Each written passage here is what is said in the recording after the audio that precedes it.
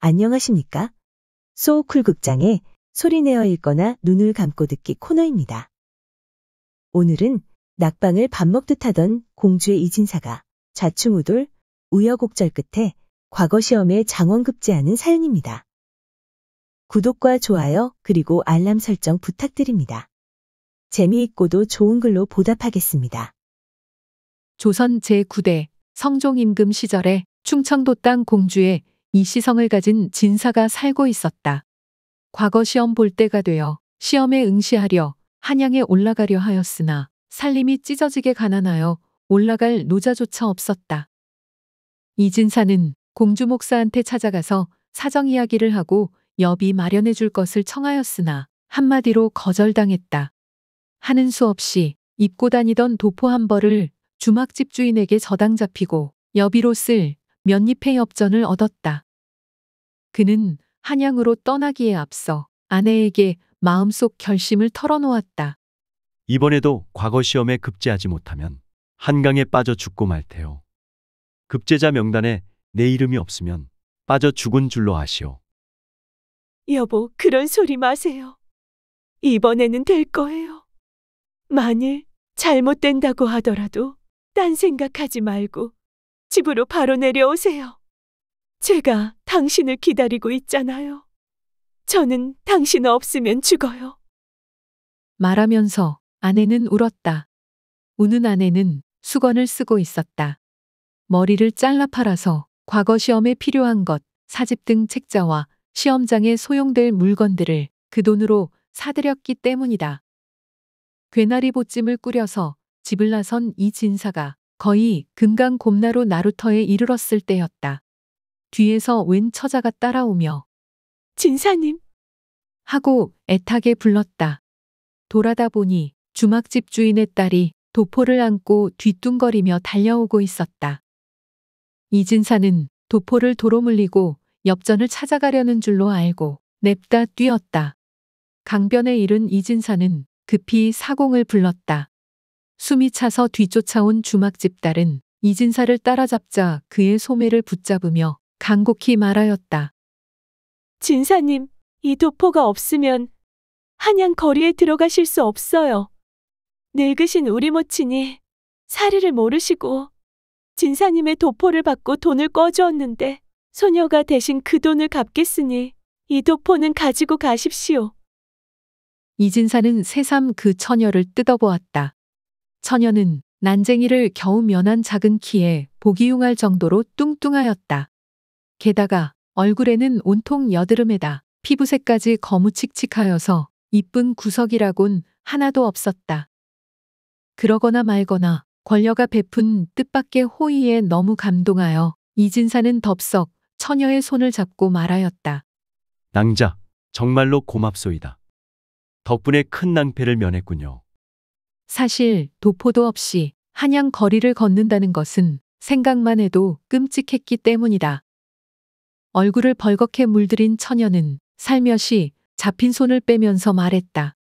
도포를 받아주셔서 오히려 소녀가 더 고맙습니다. 진사어른, 당돌하지만 지금 아니면 기회가 없을 것 같아서 소녀가 기나게 청할 일이 하나 있는데 괜찮겠습니까? 그 청이란 게 무엇이오? 이번에 한양 다녀오시면 당연히 급제하시겠지만 급제를 못 하시더라도 하룻밤만 소녀가 옆에서 모시는 것을 허락하여 주시겠습니까? 처녀의 말을 들은 이진사는 황당하기 그지없었다. 놀라 버벅거리다가 겨우 대답했다. 나는 이미 혼인한 남자인데 앞길이 구만리 같은 처녀가 어찌 그런 말씀을 하시오? 저를 원하는 남자가 아무도 없습니다.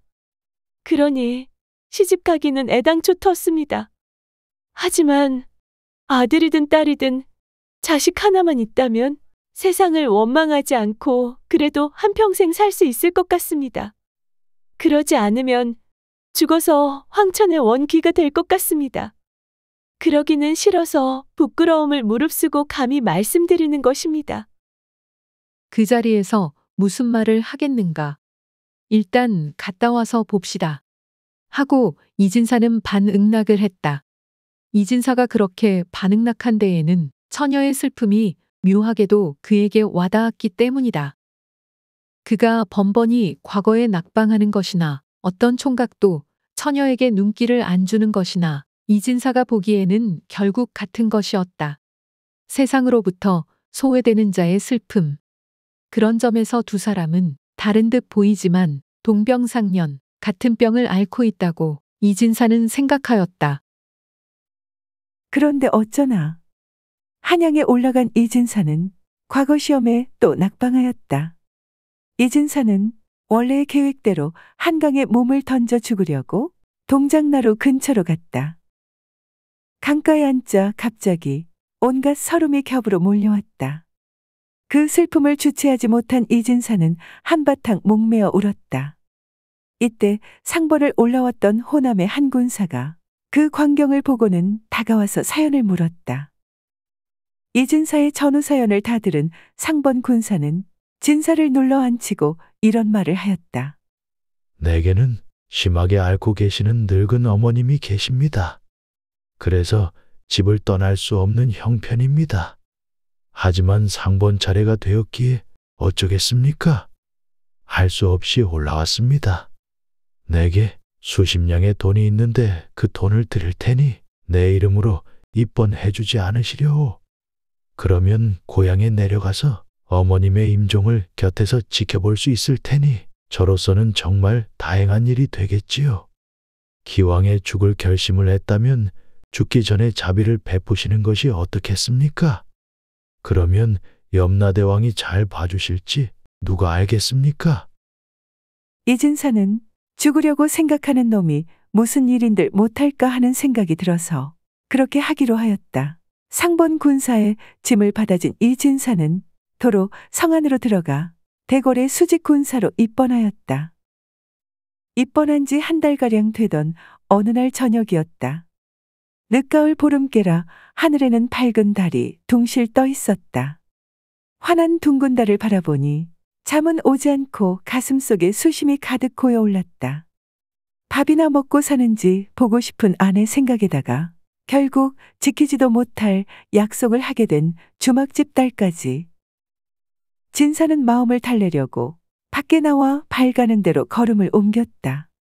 그러다가 보니 자기도 모르는 사이에 대궐 후원에까지 들어가게 되었다. 후원에는 단풍나무 잎이 타는 듯 붉게 익었고 국화꽃은 싱싱하게 피어 달빛을 희롱하고 있었다. 가을의 정취를 멋대로 즐기며 걸음을 옮기다가 어느 한 단풍나무 아래에 이른 이진사는 돗자리가 펴 있고 그 위에 붓과 벼루 시축이 있는 것을 보았다. 시축에는 단풍과 국화를 노래한 시가 쓰여 있었다. 서리 뒤에 붉고 누름빛은 달라도 단풍 국화 다 같이 가을철 맞았도다. 강가 먼 마을에 숲은 아득 뻗었는데 목가엔 국화꽃 몇 떨기나 되었는고 후원의 바람결은 향기를 실어오고 섬돌 위에 빗긴 해는 겹 그림자 그렸도다. 이렇게 세고만 쓰고 마지막 구는 마무리하지 못하였다.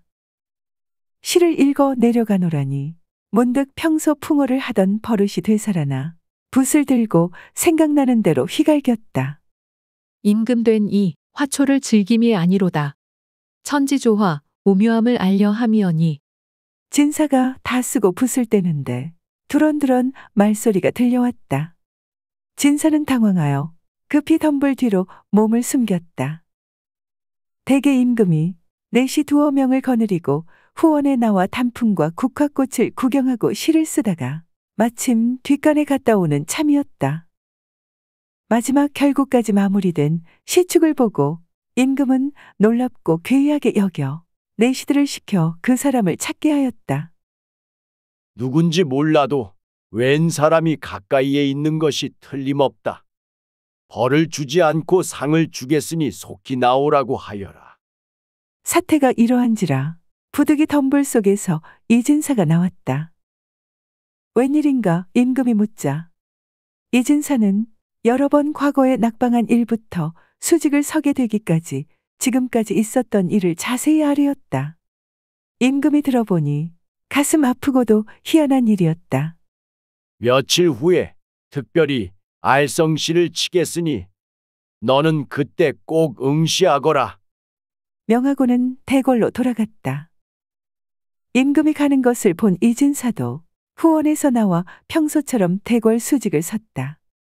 과연 며칠 후에 특별 과거 시험이 있었고 이진사는 임금이 시킨 대로 시험장에 들어갔다. 임금이 직접 시험장에 나와 대궐들의 단풍과 국화라는 제목을 내고는 운에는 관계치 말고 지으라고 강조했다. 이진사는 전날 대궐 후원에서 임금이 지었던 시에 자기가 지었던 결구를 붙이어 바쳤다. 임금이 직접 시험지를 보고 점수를 주었는데 이진사를 장원으로 매겼다. 임금이 급제자들을 앞에 불렀는데 특별히 이진사에게 물었다.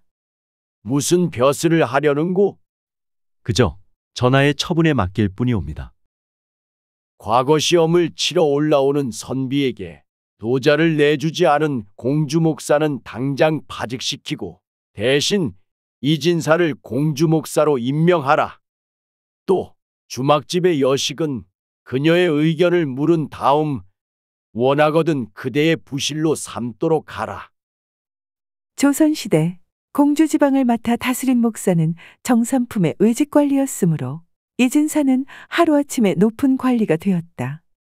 옛 속담에 하늘의 풍우는 예견할 수 없고 사람의 화복은 순간에 들이닥친다고 하였는데 그 말은 바로 이런 경우를 두고 하는 소리일 것이다. 들어주셔서 고맙습니다. 용어풀이 참고문헌 및 자료 출처 소개에 올리겠습니다.